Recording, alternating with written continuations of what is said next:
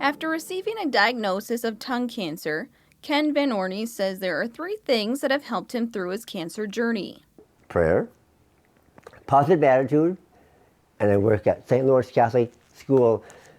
So I kept working over there, but I'd see these kids in the hallways and they're smiling and they say, "Good morning, Ken," and give me cards and things every day. So that just boosted me up. That helped so much. It was just amazing. When Ken started his treatment for cancer, he was identified as someone who would be a good candidate for a clinical trial. I said, if it will help somebody else, if the chance will help somebody else, bottom line. It's always been me.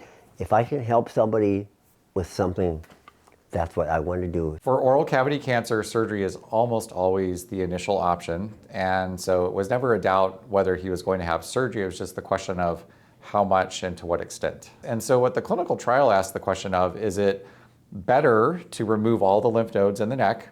Or maybe we could just identify which lymph nodes drain from the cancer, take those out, and if they're positive, do a neck dissection. If they're negative, spare the patient from a large neck dissection. And that was the trial that he was accepted to. Dr. Spanos says there is a broad spectrum of clinical trials, and these trials can be beneficial for future research and patients. The reason we do clinical trials is we don't always have good evidence behind what is the best way to treat the cancer. And we're always trying to move forward to say, is there a better way to do this? And so one route would be to just start giving people things, not track whether it works.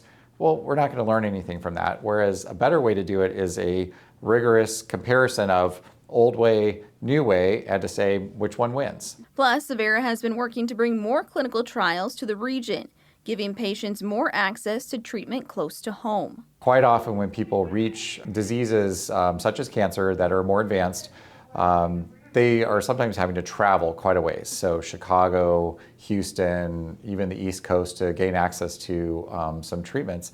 And it's very nice that we are able to have some of those newer cutting edge treatments available in Sioux Falls so you can be around your family. You don't have to travel as far. After surgery, Ken did have to go through radiation for 6 weeks. When we have those concerning features from the results of the surgery that we think the patient's at higher risk of recurrence, then we apply some radiation treatments afterwards. It was tough, but his welcome home made it worth it. On my last day of radiation, they called us on the way home from school to say we're supposed to drive to the school. I have no idea what was going to happen. So we pulled in there, and all of the kids are lined up alongside the road on the sidewalk with cards and banners. Of course, all the teachers, and it was very, very, very emotional. Ken continues to meet with Dr. Spanos every few months for follow-up.